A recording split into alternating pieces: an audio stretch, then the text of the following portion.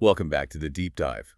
Today we're unpacking the really incredible story of Ras Al Khaimah Iraq, an emirate that is just carving out a completely new path for growth in the UAE. Yeah, and for this deep dive, our source material is very specific. We're drawing on insights from the Rocky Summit 2025, which were all pulled together in the ACE Compass. And that's part of the Journey Collection from ACE, right? The Cross-Border Investment Bank. Exactly. They focus on private capital, so that context is really key for what we want to do today. Right, because our mission isn't just about the headlines. We really want to get into the underlying economic design and maybe more importantly, this unique duality that just defines RAK. That duality is everything. It's the core signal. We call it serenity and steel. Okay, let's start with serenity. Well, it's the first thing you feel when you're in a neighborhood like Al Hamra. It's Yep. a sanctuary. Quiet, luxury, it's green, peaceful, and almost fully occupied. So it's a deliberate choice. It's not the same high-energy vibe you get in neighboring Emirates. Not at all. It's intentionally different. But then you see the steel. And you can't miss it. The moment you look at the highways after dark, it's just endless convoys of transport trucks. That's the pulse of the UAE's entire infrastructure. It is. They're carrying limestone, rocks, ceramics. I mean, the raw materials that are literally building the nation. And that engine is always on. It never rests.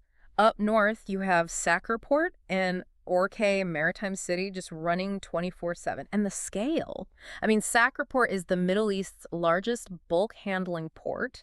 Over 100 million tons of cargo a year, right? A year. Yeah. That puts RAK on the global map, not just the regional one. Which is just staggering for an emirate with a population of only, what, about 400,000 people? Mm-hmm. And yet its GDP is roughly $12 billion.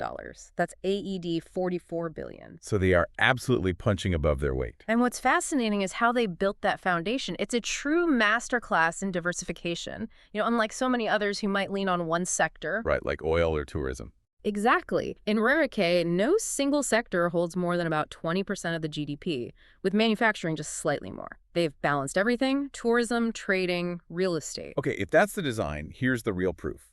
The true test of its resilience. The pandemic. The pandemic. RAK posted a budget surplus in both 2020 and 2021, while the rest of the world was running these massive deficits. I mean, how did they pull that off? It wasn't luck. It was that industrial foundation. We're talking about absolute giants. Stephen Rock, for instance, one of the world's largest quarrying companies. They supplied materials for the Burj Khalifa, the Palm Jumeirah. The icons.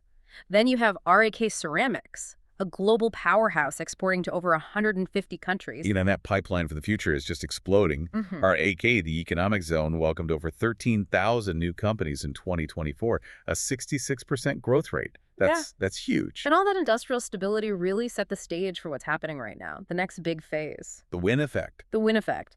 The announcement of the Win Al Marjan Island Resort was a seismic shift. It's more than just a resort, though.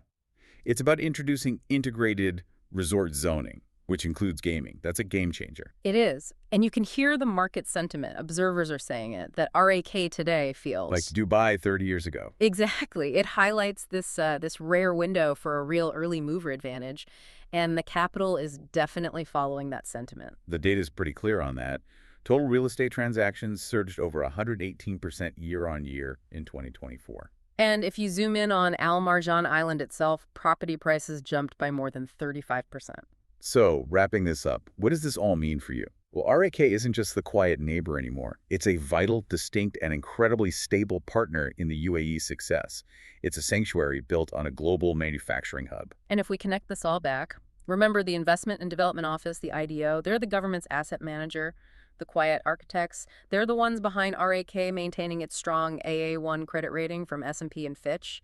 That underpins this entire boom. That strategic stability is the real story. It is. So the question to think about is this.